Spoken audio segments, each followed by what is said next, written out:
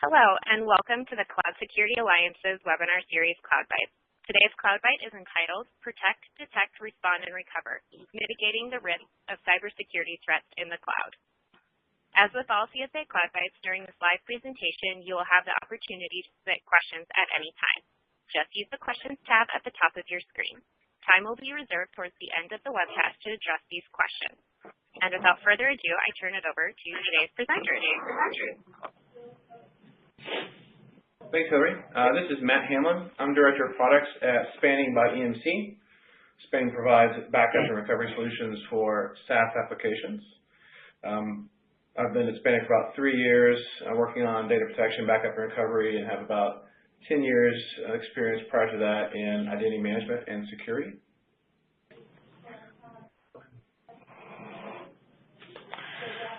Right on. Good morning. Hi, my name is Will McNay. I'm with Microsoft, and I'm coming from a role within our product marketing teams for our Office 365 and enterprise mobility and security solutions, along with Windows 10.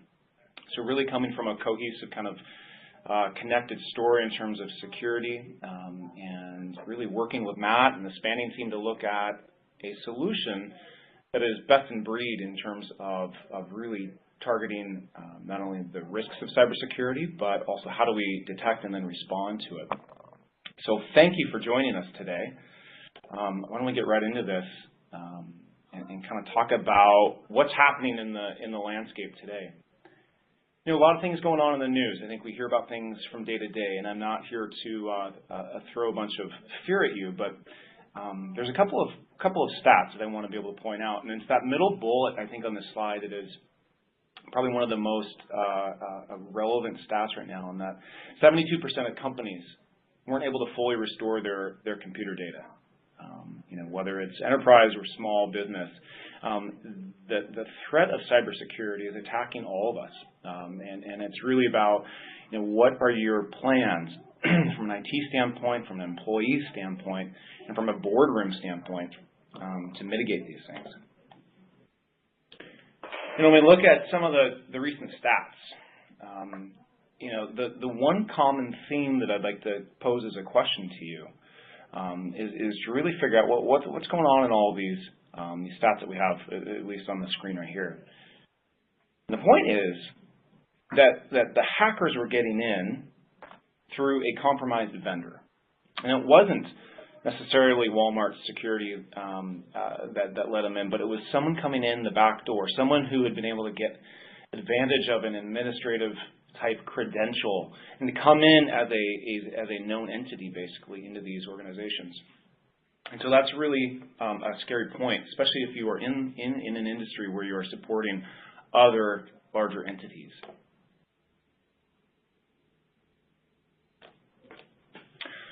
So Matt, do you want to talk to us today about, I guess, keys to our success? Sure. Thanks.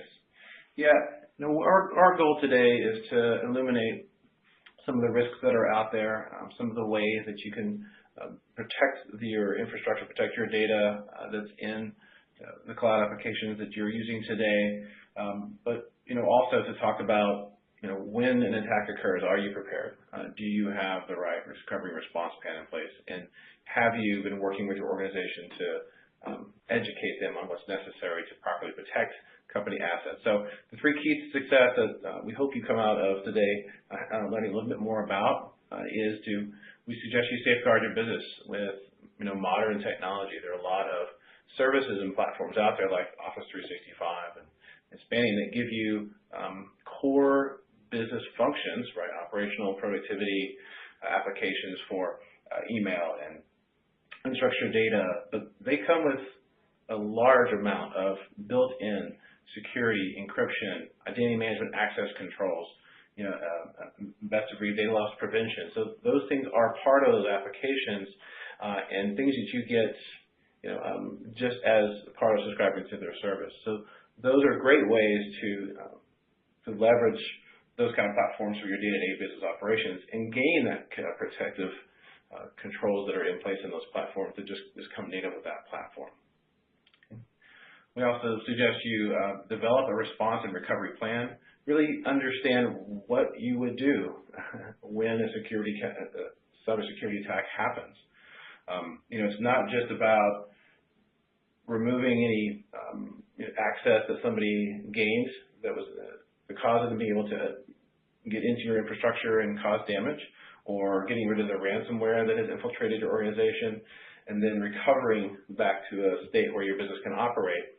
Those are critical parts of the process, but you also have legal and ramifications along with the cybersecurity breach as well. What's your responsibility for notifying your employees, notifying your customers and partners? Are there legal obligations that you as a organization must stand up to in your region of operation? There are federal, state, local, country-specific requirements that if you get breached, if you lose data, what do you have to disclose? What's the proper steps along the lines to respond and then communicate about the breach to both your all the constituents that you work with? All right, and lastly, again, just build a culture of security. Security is everyone's job. Most IT practices is some mix of people, process, and technology. I definitely encourage you to consider the people aspect of that, not just the IT organization, not just the things that you're responsible for, but to educate your entire organization about the cybersecurity threats that are out there. Tell them about the controls you do have in place. Tell them what you are doing to protect the data and what they may see as they use the technology, but also empower them. Make that part of your culture to let them know that cybersecurity risks, security threats affect the business, right? Affect the day-to-day operations of the company itself.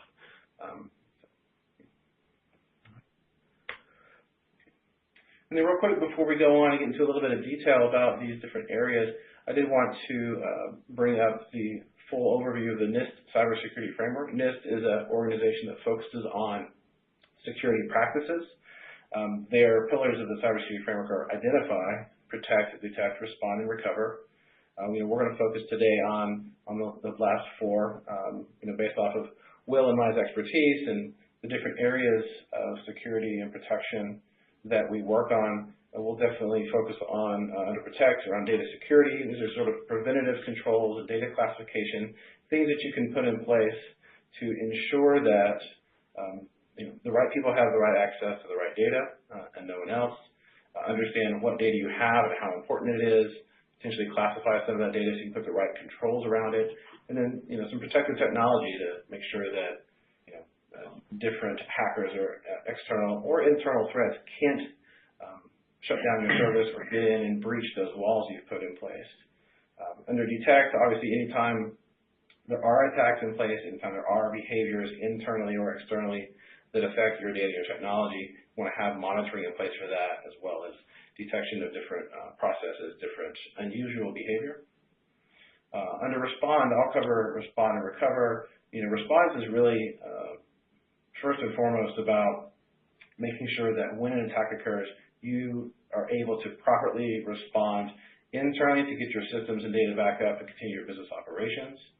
Remove the threat that was there if that's possible, if it's something like ransomware, and then from there, push forward with that sometimes lengthy process of communications, analysis, mitigations, improvements, proving to your company and to your internal board and to your external constituents that the cybersecurity attack did happen. This is how we responded. This is the processes we have in place, and we're going to improve from where we are, but we were in a good place to begin with as well. So, and lastly, recover. Being able to quickly access and restore any data or systems that were impacted by the cybersecurity attack is vitally important.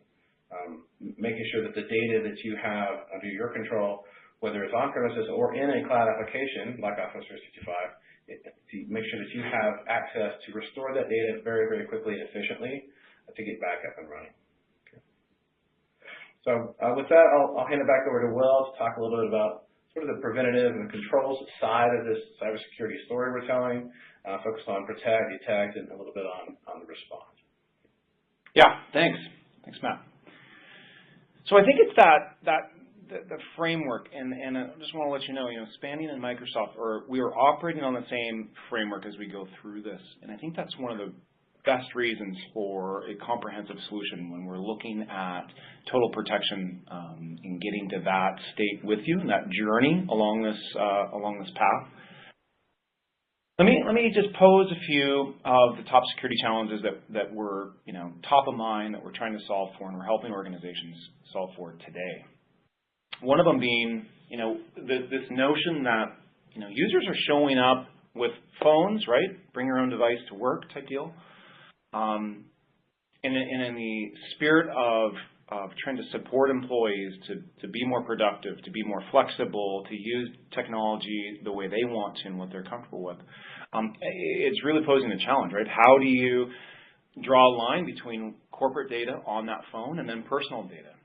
Your Word and Excel apps are sitting right next to Instagram and Snapchat and Ponemon Go.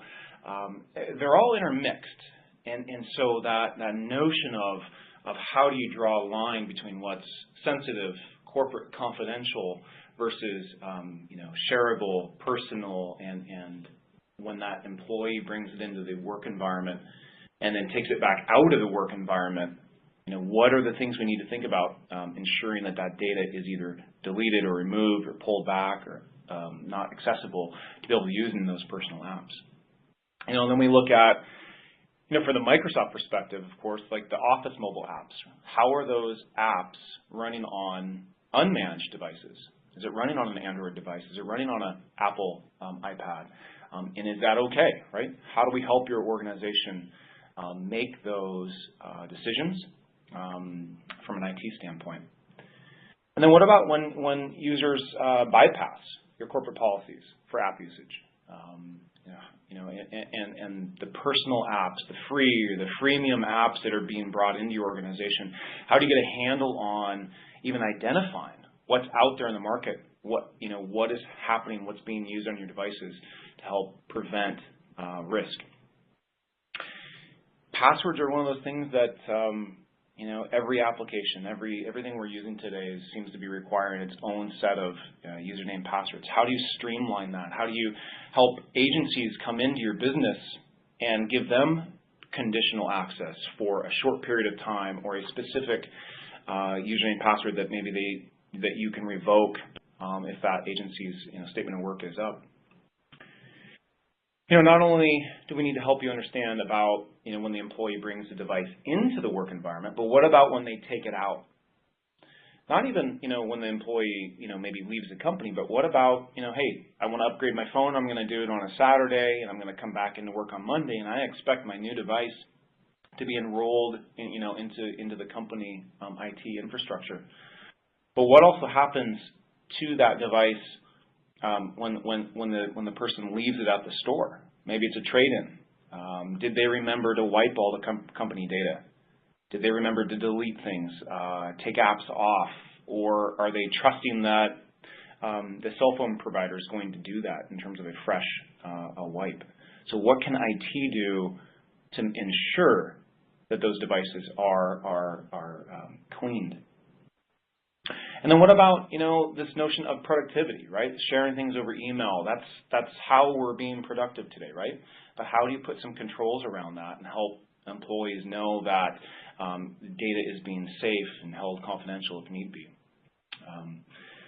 And then from a supporting multiple devices, it's not getting any easier, it seems like. New devices are coming into the organization. So having a solution that can manage multiple OSs, both from a PC standpoint, from a Mac standpoint, or from a mobile device standpoint, including tablets and phones, doesn't matter the manufacturer anymore, right? You need a solution to be able to cover all that technology. So when we think about, what was it like in the old days, right? It used to be, I think, a lot easier to protect against attacks, right? You could put up a firewall, you could install antivirus software. Your company was, basically dealing with particular sensitive information. You could also issue PCs to employees and then get them to be locked down using your strict policies. This protected your company in what we call the perimeter, right? Ensuring that the information that was inside company walls was safe from intrusion. But that's not the world we're living in anymore, right? There's no perimeters around companies. Because information isn't just living inside of your company walls today, right? It's getting stored in cloud services. It's getting saved on employees' personal devices. People are accessing your data through cloud-based apps or SaaS apps. And there's the applications that employees sign up for on their own. Gosh, take LinkedIn or Twitter or Facebook and all those apps that, hey, we are encouraging our employees to use and be smart about. But those applications are in your organization today. So you want to support the notion of working anywhere, anytime, and on any device, right? I mean, that is the path we're on, it seems like today. Provides convenience and additional productivity. So the question then becomes, how do you protect your data and your network, right? You still have to do that. And so the thing to be thinking about is that every time a user is attempting to access that data, like you have to know what's going on so you can help control risk, right? And so there is a lot of potential security risk out there today, especially in IT. So you need a way to really help employees use their own devices while still using their favorite tools. All right. So Microsoft, for the past 15 years, this strategy of managing security risk has been to protect, detect, and respond, right? And then that's going to be a common theme you're going to hear from myself and from Matt as we go forward. So let's dive into a little bit about the protect piece, and then we'll get into the detection as well. So there's a lot of technology out there today around protection, right? That's readily available. Usually, it's protecting endpoints like applications or devices. But here's the problem. Most companies have already been breached. And if there's one thing I can get you to think about today, it would be this. I would like you, right? I'd like to challenge you actually to be thinking about your organization in terms of a proactive stance, right? Think of yourself as already being breached, right? And I think the stats, the data that is available today is pretty clear in the sense that attackers can stay within your organization for up to 200 days without being known. Things are happening at a very rapid pace. The bad guys aren't going anywhere. They're just getting better funded.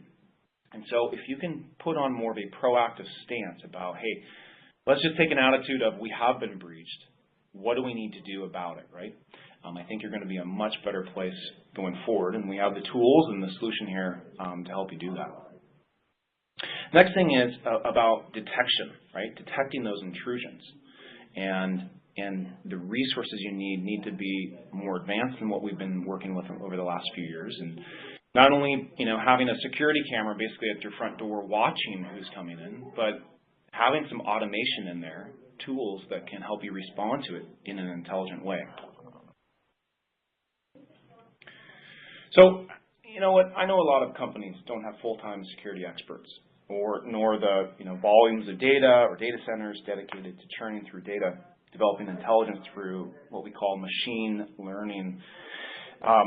But Microsoft does. You know what? You can take advantage of that and take advantage of our security expertise and resources through our solutions like Office 365 and our enterprise mobility and security, and even Windows 10 Enterprise if you're going down that path.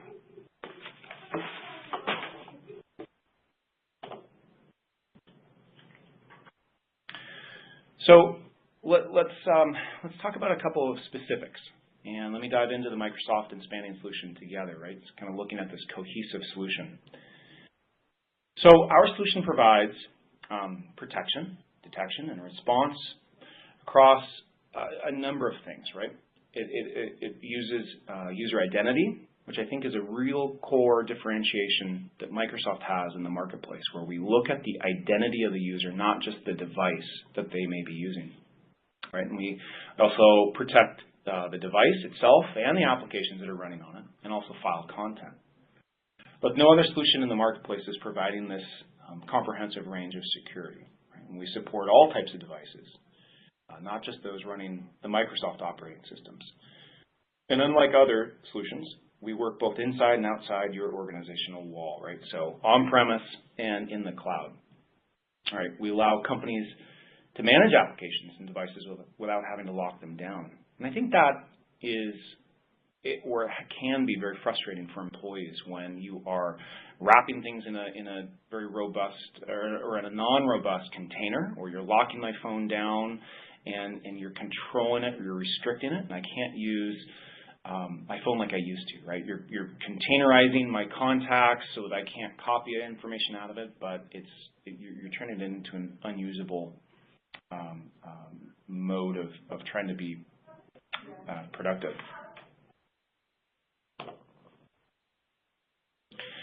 And then listen, you know what? Accidents happen, right? Accidents happen from everything from copying data out of the wrong place, or accidents happen from sometimes even leaving quote unquote doors open somewhere. And so hackers like to infiltrate networks by infecting devices, and often through phishing attacks or malware, and they can deploy those by email attachments. So here's kind of the process that it usually goes down, right? Infected devices connect to an organization's network. Hackers can then activate the malware, and then they can get in through the organization until they find some sort of an administrative privilege, right? They keep working their way up through a network inside your company. And again, they can stay quiet inside your organization for usually up to 200 days without being detected, right? They're very hard to detect. And so you have to be able to protect the data that's both stored on the device and that's being stored across a network. And Microsoft helps organizations manage those devices and applications to make it possible for employees to access company resources from virtually anywhere on almost any device. I want to repeat, definitely Microsoft devices, but also Apple and Android.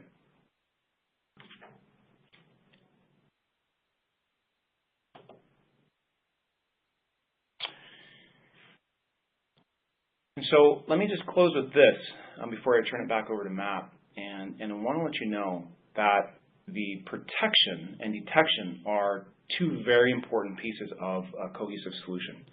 But if you're not able to get information that's in a usable format, like if we're not telling you what to do next or putting some automation tools in there, then we're not getting you all the way to the goal line in terms of being able to protect your organization. And so, with parts of our solution, one of them being called Advanced Threat Analytics, it can actually detect things, right? Intrusions that are coming in that are not normal behavior, or logins that are coming from other parts of the world that you don't have employees traveling at that point. But it can also give you the recommended next steps, right? And so in terms of our two solutions working together, I think this is a very powerful tool for you to be able to get very advanced tools, very enterprise focused, at prices that are lower, that really any business at this point can afford. And when you look at the amount of money that is being spent in terms of incidents or having to pay out in terms of fines, it's really something that I'd like to challenge you to really take a hard look at to figure out, does this work for us? Can we live? Can we keep going in normal business without a solution like this from these companies? And so with that, Matt, I will turn it over to you to talk about what next.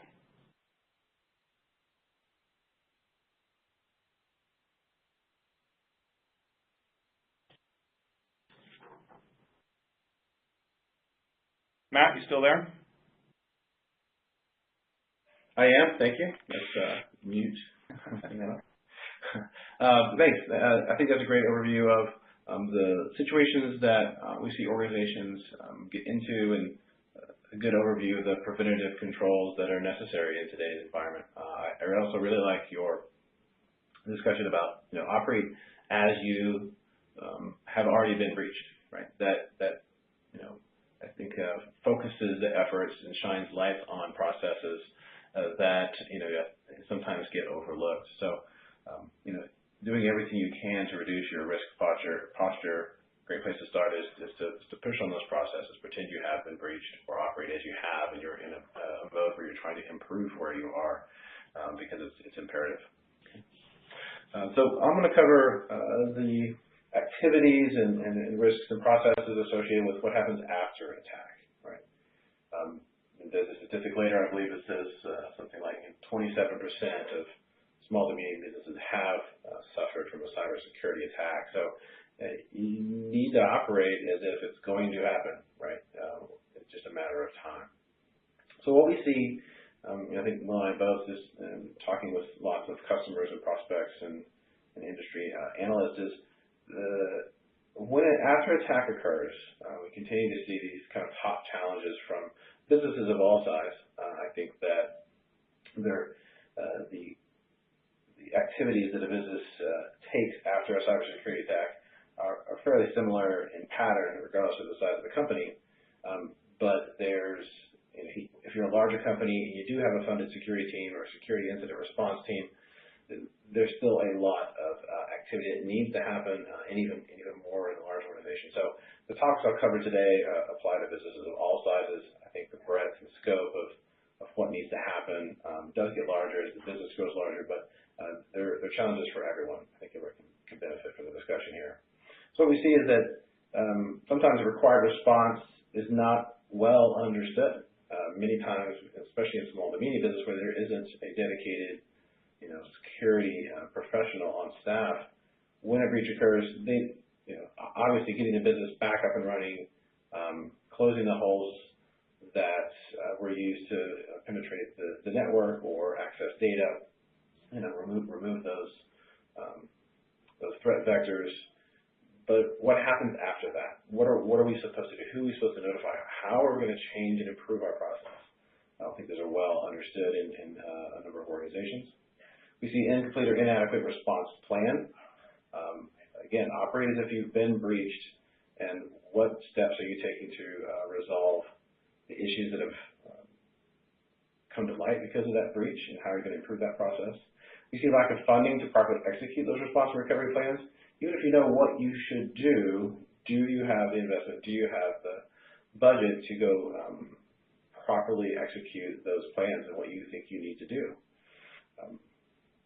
Steps to completely recover are unclear. So even after you've been attacked, well-known plans under a variety of different scenarios about what you need to go do, both from a technology standpoint and data standpoint and communication standpoint. I think that those are unclear, and the breadth of what people are planning for could improve. We do see the inability to properly recover lost or damaged data. So in scenarios where a malicious insider or outsider does get into an environment, they can take data, steal data. You see that a lot in some of the headlines that Will showed before. They can also come in and update data, delete data, hold data ransom, and encrypt that data. And an organization's ability to get that information back to continue the business forward, we continue to see that real data loss is occurring because of these activities. If an organization does have a required RTO, a recovery time objective, if there's a defined process in place and a defined metric that says if we get breached, if there's a malicious attack internally, if data gets lost or systems go down, what is our expected time to be back up and running and productive? Some don't have properly defined RTOs related to all the applications that they're leveraging for their core business processes. Sometimes there is a RTO in place, but an organization's ability to meet that RTO in the variety of scenarios that we're talking about sometimes isn't well executed or well tested, right? How do you get data back into Office 365 if there's been a mass deletion? How do you recover from a cybersecurity attack, which the best course of action was to remove a significant amount of data from your mobile devices, potentially for either corporate sponsor to bring your own device. If you're trying to clean things up, how do you get the data back out in the right format to get people productive? And is that in line with the business's understanding of what you're providing for them? And then lastly, really just a lack of communication plan, both internally and externally. When an attack happens, is there a clear formulated communications plan from your organization to the rest of the company and to your partners and to your customers? We'll go through some scenarios related to protect, respond, and recover. Under protect, being a backup and recovery vendor, we're going to focus on data protection. A lot of what Will talked about earlier was I usually put in the bucket of data security, data loss prevention, data leakage, those preventative controls that help you understand what data you have, where it should move, how it should move there, and then making sure that you're closing all those security holes or doors that might be penetrated. Where data protection is more about managing the data that your company uses every day, that your company creates, that are vital to business operations, and sometimes have regulatory oversight. If you're in an organization where you've got legal contracts, if you're in a highly regulated industry where communications with patients or with partners is subject to criminal or civil litigation for the e-discovery scenario. So there are situations where the data that your company uses and produces must be available at all times, and any amount of loss of that data, whether it's an update where you destroyed existing content and overwritten it or completely deleted data, you need to be able to have full control over that data. It is data that you create, you produce, and you own. So you need to be able to have a copy of that and be able to recover very quickly. Talk a little bit about respond and I would say the non-technical aspects of the responsibility for your organization. Really focused on some cybersecurity services out there that can help your organization if you're small and medium and don't have that investment or internal team to go carry out those responsibilities. And lastly, recover. It's the last pillar in the NIST cybersecurity framework. How are you going to recover from an attack? Again, being a backup or recovery vendor, you'll see time and time again articles online about ransomware, about cybersecurity attacks, and most of the time, somewhere in the last paragraph, it says, first and foremost, make sure you back up your data and that you can recover it. Right? That ends up being the punchline in many of those articles, which is, even with great security, even moving to modern technology like Office 365, using the enterprise mobility plus security, all the preventative controls that you have in place, properly managing identities and access, all of those things will greatly reduce your risk posture, but things can still happen. Right? People with legitimate access to data internally in your organization can make mistakes, or they can destroy data maliciously. You still have ransomware attacks that come in through phishing, where you may or may not be able to detect that and control your employees' behavior. And then ransomware itself, a lot of times when it encrypts files, it's very difficult to understand if that encryption was legitimate or malicious, right, by the provider, by the Office 365 platform or whatever it might be. So things still happen. We see it time and time again. We've done a lot of large recoveries for our customers over time. Okay. So a little bit about Protect. There's a statistic here: 80% of small to medium businesses don't use data protection. That's a pretty broad, sweeping statement. But in general, this comes from some research that shows that business data across the whole organization, very often isn't fully protected to the level that it needs to be. Focusing on our combined solution here, which is really related to cloud data that you have in Office 365 and in the cloud applications, SaaS services, 47% of the organizations rely solely on the cloud provider for that data protection. And this is where the combined solution will put you in the lowest risk level that you can be. And Microsoft does a great job of making sure that Office 365 platform is highly available, very resilient to threats and changes, very reactive. If there's a new ransomware that comes out, if it affects a few of their customers because it's very well unknown, very new, they react very quickly and can deploy security to react to that. But at the end of the day, their responsibility is to run the application, make sure it's highly available to your organization, so you can always get to your email and to your unstructured data, to your CRM data potentially, and then make sure that they've done everything possible to give you the power to control the security of that data. But at the end of the day, the data you put into Office 365 is your data. It's your responsibility. If you ask Microsoft to change data, delete data, move data, change permissions, they will carry out those tasks. That's part of the SLA. There's just some scenarios where it's not possible for them to understand if the change was intended, legitimate, if it was being done by a user who has proper access, if it's malicious, if it's external. So normal operations of working with data, can lead to data loss in situations where Microsoft as the application provider can't know whether it was intended or not, right? So that's where additional backup and recovery and data protection from expanding can help. It gives you that control over being able to have access to that data and restore in case of these scenarios where there are some gaps. Okay. We'll talk about response. We'll talk about making sure that the modern technology you do have in place gives you clear guidance as much as possible on what happened, what do I need to do next to remove the threat, to remove the malware, ransomware, and get my systems back up and running. So great technology there to understand operationally what do we need to go to do to get back up and running. Obviously, being able to get data back into a usable format is a part of that. But for here, I kind of want to talk about the non-technology side of the equation. After the breach happens, when you're focused on getting your systems back up and running, understanding, doing the investigation to identify what happened. After that, there is oftentimes there's a large set of tasks that need to occur after that, and it's really about people and process. There are required responses in many states and many regions.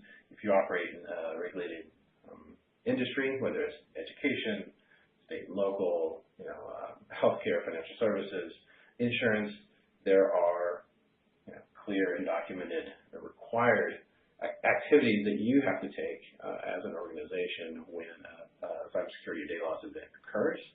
And there's legal ramifications as well. And so there are a number of services out there that will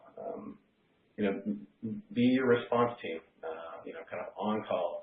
In case a cybersecurity attack happens, you can spin up those services and they will help you execute all of those various tasks, as well as you can include in some of those packages is cybersecurity insurance, right? So taking on the burden of monetary loss related to these, both first and third party damages, business income loss, and we've partnered with an insurance provider. We'll put a link at the end of the presentation. We can go and learn more about that. But if you're worried about this legal implication of a breach and what your response needs to be, and there's a lot. It gets very complicated, and it takes a lot of resources internally to fully understand and execute on that.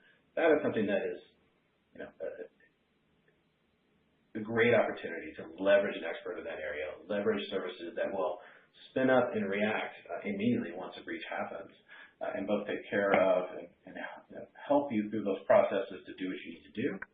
And at the same time, being an insurance provider, cybersecurity insurance, they will also cover the cost of this. They will cover the cost of impact to third parties and potentially even cover your business loss as well. So take a look at that. And then lastly, recover. Your ability to get back to a operational state for your organization is critical. Every minute, hour, day of downtime has a quantifiable material impact on your organization, both from your ability to transact with partners and customers, but also from employee productivity. Downtime is, again, has a huge financial impact. So, here we've got a statistic: 72% of customers that were surveyed in the research here were not able to fully restore their data. And when we say fully restore, it's the data itself is important, but getting the data back into a usable format and into a usable state is also very, very important. So, as an example, if you're able to, if you lose 100 documents because of malicious behavior that gets deleted and wiped and cleared out of recycling bins, and you're trying to get those back, you may have some controls in place or mechanisms to get those files back.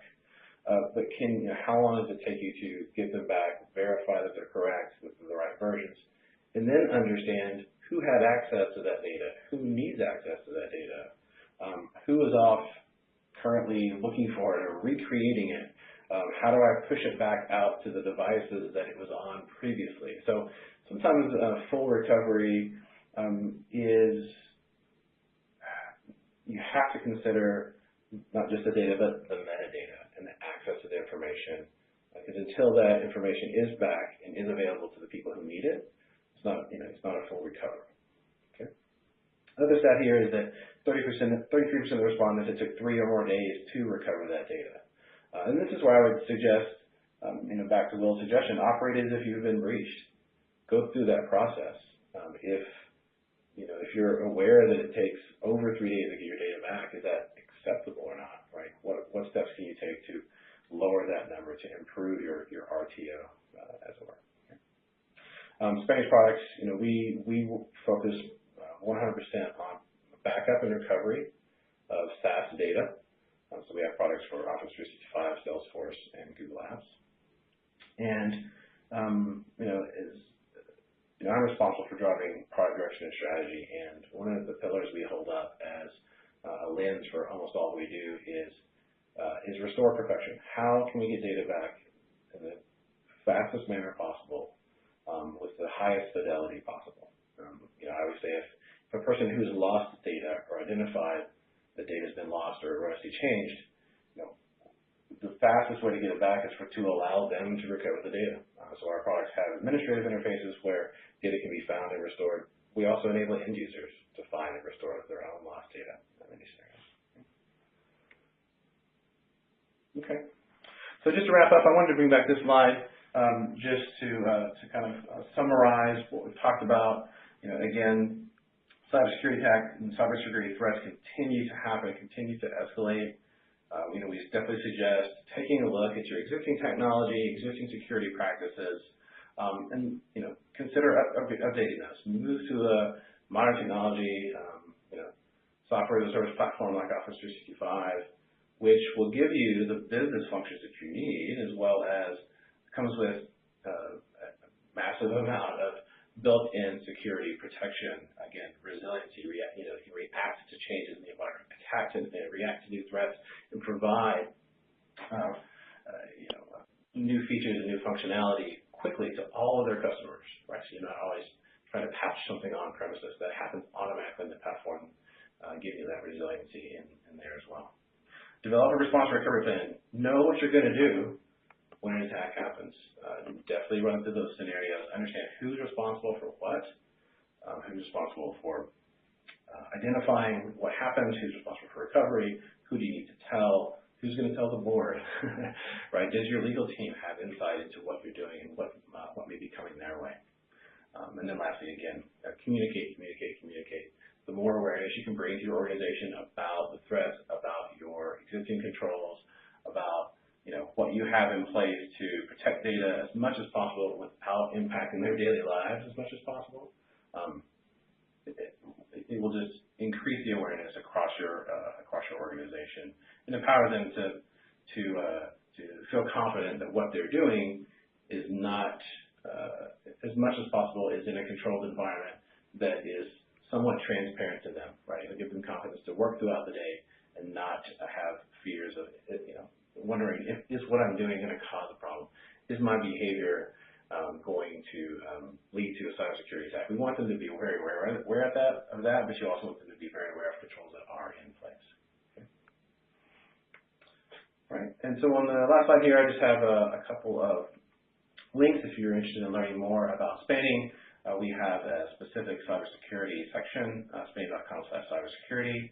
I also have a link here to our resources section, which has a whole set of information, data sheets and videos and case studies if you're interested in learning more. And then Will, you want to talk about the Microsoft pieces here? Yeah, thanks, Matt. Listen, we've got basically a start page at microsoft.com/EMS. And that will get you to our Enterprise Mobility plus Security page where you can learn about more of the technologies that go into this suite of solutions, including our Azure Active Directory Premium components and Azure Rights Management, and also Intune for device management.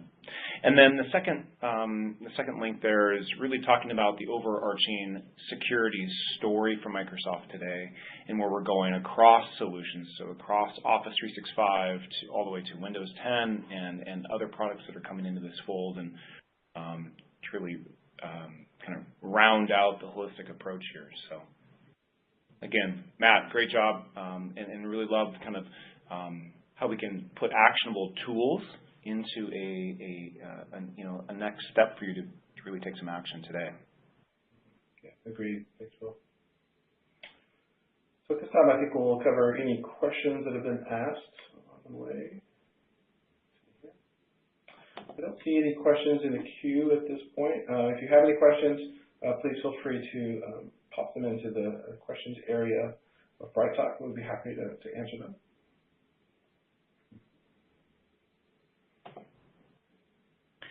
Matt, maybe one question is, if someone wants to learn more, can they reach out to you? Is that the right approach? What's the next step for information beyond just clicking on those links? Yeah, absolutely. I think the cybersecurity specific landing page we have on our website is a good start to get some foundational information. I'm very open. If anyone personally on here would like more information or just want to chat about these different topics, feel free to email me directly. I'm happy to chat. Matt.hamlin@spanning.com. 1T.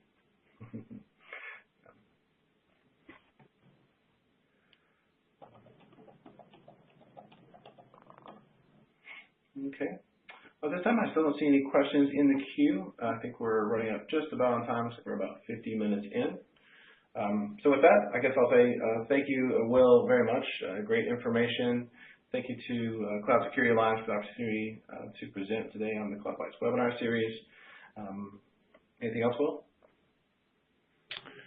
Well, that's it. Thanks for being a great partner. Thank you for including us in the solution, and we're really excited about helping mutual customers really protect and get proactive in their stance on cybersecurity. All right. Thanks, everyone. Kelly, back to you. All right. Thank you guys so much. The recording of this webinar will be available within minutes of the conclusion. Simply use the same link to rewatch. You can also rewatch this webinar, the other recorded webinars, or sign up for new ones by going to www.cloudsecurityalliance.org/research/CloudBytes. If you have additional questions or you're a CSA corporate member and would like to schedule your own CloudByte, please email the Cloud Security Alliance research team at research@cloudsecurityalliance.org. Lastly, please remember to subscribe to this channel so you can stay up to date on all things cloud. Thank you for attending today's webinar and have a wonderful day.